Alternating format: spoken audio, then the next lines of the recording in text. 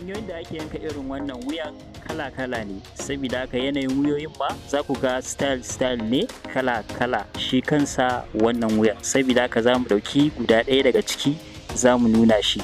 Inci 3 na saka nan sama faɗin, sai kuma zurfin sai na saka inci 3 shi ma.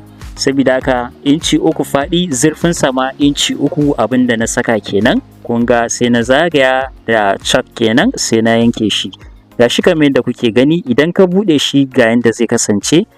Faɗinsa kun ga zai koma inci 6, sai kuma zurfinsa inci 3 yake. Saboda haka daga nan zan auna inci 7 misali. Zan auna half inch daga nan, sannan sai na kwana da miƙar da shi zuwa inci 7. Half inch na sa, sannan sai na miƙar da shi kuma zuwa inci 7. Nan gefen shi ma zan saka half inch, wato rabin inci kenan.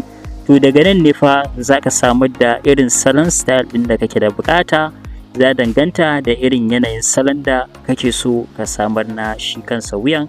To saboda haka ga yanayin yadda muka ja namu. To idan muna son wani style ɗin na gefen nan, akwai salon da za mu bi shi ma mu fitar da shi ba tare da mun yi irin wannan ba.